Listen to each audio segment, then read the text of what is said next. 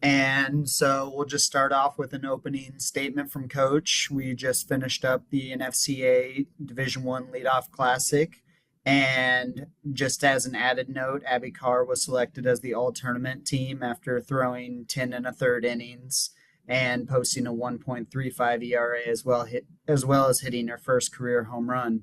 So for that, I'm gonna let Coach take over and start with her opening statement. Yeah, up and down, not bad. I mean, for first time being outside, I was extremely happy. I'm knock on wood with our defense. We played extremely well defensively. We had some highs and lows and played in some really, really tight games. And yesterday's game, like clearly you want to win every single game, but it was just such great experience for them and great experience for our young players to continue to battle back and forth and to learn in those moments. And it doesn't always come down to that last play. There's a lot of little things that we could have done better throughout the entire game, and just hoping that they pay attention to a little bit more of those little things and capitalizing on opportunities that they could have early on. But I mean, overall, I see where our potential is. We're not even close to it. As a whole, I think our pitchers have been keeping us in every single game, which is good to see this early in the season. Our offense has been, we've had some really good moments on Saturday. We played extremely well and we were very aggressive. And yesterday we were a little bit on the defensive side. So hoping to have a good practice tomorrow and get out there to start off the week at UCF on Wednesday. And with that, I'm gonna open the floor for questions. Larissa, obviously, we heard Trent talk about Abby. I mean, to see it in game action and finally see it out there. I mean, what was that like to watch her, that two-way player? And how hard is it to do, as a true freshman coming into this kind of a competition? It was great for her. I mean, I was so glad with her pitching outing out there, great composure, in some really, really tough situations that she battled through and just really stayed true to who she was. She didn't deviate from that. And then being able to get some offensive numbers out of her. I mean, we've talked about her a lot and we know what her potential is going to be, but I think the biggest challenge is how do we manage the two-way player? How do we get her to so she's able to get time in the bullpen to put her in game situations that she's prepared for if she's in the starting lineup. What I absolutely love about it is my creativity that I can manage the game. I love being able to have her being in 1 through 9 as the DP and put someone else in the flex position and being more creative and making some double switches defensively that I'm able to have some stronger nine hitters in the lineup and then being able to flip it to have nine different defensive players out there. It gives me a lot more creativity that I can get more people in the game and maximize how they're going to contribute. But we got to manage her workload. Like that's the biggest thing is being able to manage how much training she does and not burn her out mentally as a freshman trying to be a two-way player. You mentioned pitchers keeping you guys in the games or early on in this tournament here. Well, on the hitting side, do you think it's kind of a thing we talked about these analytics? Is it a while before maybe, that kind of implements and you have to kind of see game action and see different things before you feel like that really gets to where you want it to be? I think it's the maturity of a hitter. I think when you have experienced hitters that they're not trying to do too much, they can simplify it. Like we can give them this information and we can tell them exactly what the pitchers are throwing. And like if you were to think about going up against McCann and she has every pitch in the repertoire, like you can have all this information, but how are you going to simplify it so you have the best attack plan forward? And I think the younger, inexperienced hitters they're trying to do everything. Like in their head, they could be saying, I know she has a rise. I know she has a drop. She has a change up. And okay, I'm going to be looking for everything rather than I'm going to eliminate this pitch. This is where I'm going to look. When it's there, I'm going to jump over it. And when I see the tentativeness that they had yesterday, I mean, she was a phenomenal pitcher. She's unbelievable and could pitch anywhere in the power four. She had a really good rise ball. She had a really good drop, and her changeup was the same exact tunnel as her drop. So really hard to pick up. And I think our hitters were getting caught in between the rise and the drop and the off speed. So you have to be able to eliminate one of them. Coach, throughout the 5 games, you only saw 4 pitchers come in Donahue, McCann, Carr, and Harrison. Is that going to be the same formula throughout the season, or are we going to be seeing more of the bullpen? Game by game, I can't predict that. And, I want to put players in a situation that they're going to be successful. We had a lot of close games. And when Abby Carr's throwing a no-hitter, I'm not making a change. Like, here's a freshman that's throwing a no-hitter into the 6th inning. Like, I'm not going to change the catcher. I could have gotten Fanya out of there really fast and put in a freshman. but I'm not going to change that culture and that dynamic and that chemistry that's going on right then and there. So really it's game to game and who's the pitcher that's going to have the best matchup against the offense. Coach, you and Coach Epstein had talked a lot with us before you all went to Florida about approach and changing your guys' approach at the plate. I know it's only been a few games, but what did you make of it throughout the past few days? I think there's a difference between Saturday and Sunday. Friday was just a lot of nerves, first time out there. Not very characteristic of the team that I saw, but the difference between Saturday and Sunday. Saturday, we were very disciplined at the plate. We eliminated pitches. We stayed very, very focused, and we had a lot of success. Like I said yesterday, we didn't stay as disciplined, and we just got a little defensive and tried to put the ball in play rather than just trusting and picking out a pitch and just putting a really good swing on it.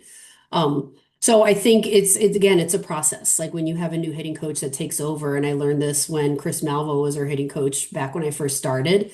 He had always said it's going to take 15 months for hitters to really figure out what this is all about, and we're in about month 4. So it's going to be a process, and we have some young players that are learning how to think and hit at the same time, and we just have to continue to trust them and make them trust what they're doing. What did you like about Abby Hayes' weekend? Obviously, last year struggling with some injuries, but had a big start to her year now. She's simplified some things, and it's great because we obviously need her. But, last year she was attacked on the inner half a lot, and she became very consumed with it. And the baseball motto is 70-30. You worry about your 70% of your strength. You don't worry about the 30% of your weakness. And I think last year she became very focused on what the weakness is and how pitchers were attacking her rather than worry about the 70% that she does extremely well. And that's the discipline that I'm talking about, like being able to make the adjustments, not only what pitch you're looking for, but what pitch you're trying to eliminate. And I think Abby did that extremely well this weekend. Coach, 2 extra inning games you had to play throughout these 5. How did the team battle when they had to go through those longer games? I mean, they didn't give in for sure. I mean, they continue to find ways to, I mean, push runs across. I mean, it was back and forth. It was back and forth with Penn State. It was back and forth yesterday with South Alabama, where, we would shut them down and then they would shut down and we would score and they would score. So, and I mean, it's great to see. I would have liked to see two things. I would have liked to see us put up or 12, 2 or 3 runs in those innings rather than just one. I don't want to have to always sacrifice that runner to get to third base to try to get a fly ball. I wanted us to have better quality at bats. So that's the first thing. And the second, I would like to see our pitchers get some more strikeouts in those situations. We have the pitching staff then that can get strikeouts. And if they're getting the ball in play, like yesterday, for instance, McCann had a lot of balls put in play on the ground. She is not a ground ball pitcher. So if she's creating ground balls, then the ball's not spinning the right way. So it's making sure that our pitchers are spinning the ball the right way so she can get some strikeouts in those situations. What did you like about Addie Waits in that leadoff role for you guys? What do you think she did over the weekend? Um, she did not look the way she did in Divine. I'd like to see her have a little bit more control of the strike zone. I'm going to attribute that to some freshman nerves. She has an unbelievable eye and she chased some balls. So that's just telling me just trying to do too much and, trying to make things happen rather than letting the game come to her. She has really good composure, but she just has to remember what her strengths are and that's her eye. And, it's seeing this type of pitching for the first time too. Like she might be used to working the count deep, but once you get 2 strikes or you're working that full count, the pitcher doesn't really have to throw you much that's going to be good to hit. So I'd like to see her get a little bit more aggressive early in the count. Just But up and down. defensively, she was absolutely ridiculous. I mean, she's making plays that a veteran makes. She just has really good field awareness. Up and down the order, how much kind of shuffling at this point in the season is there? Do you feel like you guys are pretty set with where you are in your lineup, or how much changes do you see? What's interesting is the bottom of our lineup is probably doing the best. We're getting some production out of the middle. But our bottom of the lineup with Langer and Smith, they're turning the lineup over. We need to get some production at 1 and 2. I think Forrester is doing a really solid job, especially as a freshman in that 3 hole. I'm looking for a good 5 hole. I'd love it to be Abby Hay, but I mean she's real comfortable where she is right now. So I need someone to really step up and be a RBI producer in that 4 and 5 hole. But we need some more production out of Waits and Abrascato if I'm going to keep him at the top of the lineup. But really happy with what Langer and Smith are doing and turning that lineup over. So no, definitely not set. We have 9 players that can play the outfield. So as you look at how I'm manipulating the lineup and making a lot of these defensive switches, it's trying to find who works the best in the outfield and in the terms of their range and their communication, and what is my most productive lineup that I can make sure that we're not losing a game because of defense. Coach, you bring in Emma Jackson, who is known for her bat and a little underwhelming start to the season. How do you think she's going to adjust into this SEC play? Uh, I'm worried about UCF on Wednesday first before SEC play. She's got to swing at good pitches. Like she is just trying to hit everything. She's swinging at the ball down in the dirt. She's swinging at the ball overhead. She's got to have some more discipline, or we're not going to see her in the lineup. Like that's really what it comes down to. You got to, if you swing at a good pitch with a good swing, you're going to hit the ball hard. You swing at bad pitches, you're going to have a bad result. Really, it's that simple. When you haven't experienced SEC play, Power Four play consistently, you think you're going to get good pitches to hit, or the ball is not going to move as much as it does. And when you face an All-American at Oregon, and you face the pitcher that we saw yesterday, like you're not going to get great pitches to hit all the time. And she has to have more discipline at the plate. What would you like to see these next couple practices here at UCF? What's the biggest step you'd like to see this team make this week? Trusting their approach, staying disciplined, and just having quality at bats, putting a good swing on a good pitch. We have no control over that, but when I see defensive swings and we get out in front, we're just trying to put in play. That's the fear of failure. And obviously, every athlete wants to be successful, but you have to fear greatly, and that's stuff that we talk about within our team. And you have to fail full speed. And no one wants to strike out, but sometimes that swing and miss is the best thing to show that they're being aggressive. That's what I'd like to see, that growth, and just continue to pass the bat. And if the pitch is telling you to take it and draw that walk, so then we can be able to get more people on base. Coach, Coach, after UCF, go ahead, go ahead. I was gonna say, Coach, you mentioned kind of freshman jitters. When you're running out a lineup that has multiple players experiencing college ball for the first time, how long can you kind of let freshmen try to work through that versus when do you look at, adjusting around them? It's trying to figure out the why. Talking them through on what are you thinking? What are you going through? What does it feel like when you're stepping up to bat? Let's look at some video. Figuring out the why, and then sometimes it could be moving them down the lineup so they don't feel as much pressure, and maybe they're going to get better pitch selection at a different spot in the lineup. I mean, that's exactly the reason for Abby Hay, even though she has a fierce reputation that everyone knows nationally, she's going to get a little different pitch selection down at the bottom lineup than she is going to get 3, 4, or 5. So trying some of those things first, and then it eventually gets to a point where you know what, you need to have a seat and regroup, and let's have a reset and give someone else a shot. Coach, after your trip to UCF, you're going to be having 3 more really tough matchups in UCLA, Northwestern, and Duke, finishing out this weekend. How's the team going to adjust playing those really strong teams? Yeah, really, really tough weekend. We just have to compete one pitch at a time. And the things that we're talking about within the team is win the moment. When we focus on the moment, whatever that moment is at that one pitch, and we just focus on winning that moment, then we're invested in what's happening at that time. When we get caught up in the whole 7 innings of the game, you lose those little moments. And that's the difference between when I see our team playing really well and understanding what the game's giving you, and just watching as a spectator. Like spectators watch the 7 innings and they watch the final results. When you're in that individual moment, you see that it's a 2-2 count and that batter working that ball 3 to be a full count. Like that's the moment. And we have to win those individual moments that are happening. If they chase the ball out of the zone, we lost that moment. So we have to stay really, really disciplined and focused on what is the game telling us pitch by pitch. It's obviously tough because you face some of the toughest competition out of the gates, but what's the advantage of kind of being like, hey, this is where we're at, this is where we need to improve before you really get into the thick of things? And it exposes you immediately. Like it absolutely exposes you immediately where we're deficient and what we need to work on.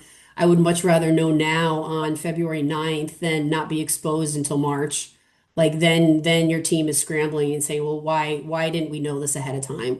So our freshmen know the level of pitching that we have to face. They know the speed of the game. For instance, there was a play that Addie Waits dove and made a great play in the 5-6 hole, and she popped to her feet and she still tried to get the force out at second base, and she was safe. That's the speed of our game. And if she's not exposed to that speed in February, she's going to make that same mistake in March. So now she knows that because of the speed of the game is so much faster than what she's experienced in her high school and travel ball level, she can now elevate her game to play at a faster pace. So that is the advantage. The disadvantage is sometimes how do you respond to failure? And we got to make sure that they're confident in what their preparation and they trust their preparation, and we can go out and have a real good practice tomorrow. Like that's going to be the key, having a really good practice tomorrow to carry that confidence into Wednesday. How do you feel about where your defense is after the first week? You know how sometimes, getting outside, getting that first week jitters. Where do you feel your defense, your performance, and where you're at? Yeah, I think our outfield, we need to just shag some BP for about 3 hours. Really, I think poor jumps. And it wasn't the direction, it was the timing of it. Like when I went back and I watched film, and there's times that the ball would be hit and I'm in the dugout and I'm going, come and get it. And it was just a delayed reaction. And that's not seeing a ball in with a high sky. Like that's what that is. It wasn't in the wrong way. It was just how fast the reaction was. So tomorrow there's going to be a lot of fly balls. Their decision making was fine. It was just the speed, the reaction on fly balls with the outfield. I thought the infield played very well. Is that one of the big things when you schedule this, where you're in Florida this week, is taking advantage of the weather that you're going to have here and getting the reps that, quite frankly, some schools are behind schedule in that regard because of the weather that we've had throughout the country here in the first month or two? That's why we don't go home.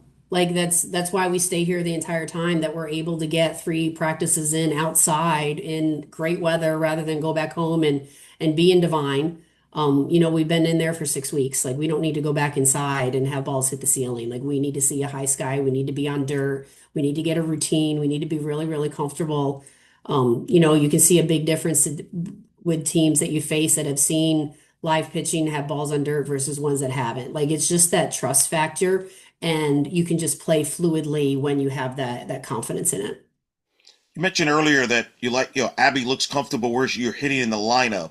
Is that something you talk to her about? Is that just observations, how you see her at the plate?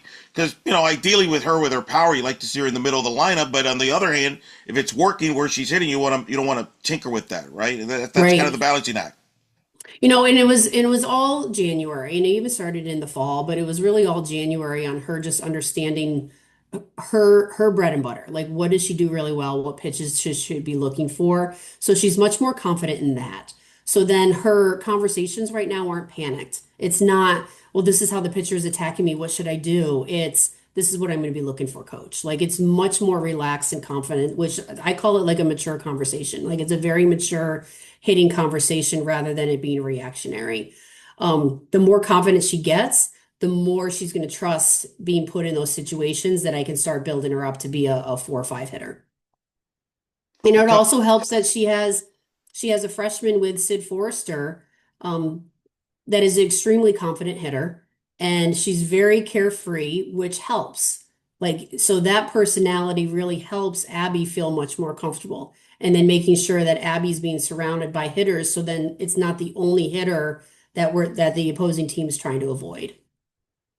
How'd you feel about your freshmen? You played it this weekend, that first taste at this level against tough competition, and how they handled it, and then moving forward, that confidence they gained from that experience this week. I thought Abby Carr played extremely well on the mound and then also offensively. Very, very comfortable, very confident in her ability. I thought Sid Forrester was exactly the same way. She's the type of kid that she can laugh at herself, and she's just very, very, very confident and comfortable. Addie Waits is one that I think she just got outside of herself, like just trying to do too much as that leadoff hitter. So she's one I'm thinking that should I potentially move her down just to take a little pressure off of her. Annual matchup with UCF, it's kind of become a tradition a little bit here where you play. Just talk about how did that all start? I remember the first time I think you played here against Coach Ball Malone's team was 21. Just talk about that and the benefit of that for both sides to get a great midweek game there prior to Clearwater, the Shriners version. Twofold. Like I have a really good relationship with Cindy. I have a lot of respect for her and her teams and her program. They play the game the right way. They play it with class and respect. And the other thing is playing in a stadium. You know, when you play in some of these venues, it's great competition down here at Clearwater in the NFCA and also the ESPN tournament coming up. But there's a different feel playing in a stadium, and that's what our young players need to feel and experience. So you're not just playing tournament ball, which is what they're used to all travel ball. Like there is a big difference when you go to an SEC venue with a packed stadium, and we have to try to get that early on. So the first time that we open up down in Florida, it's their not their first time playing in front of a deep crowd.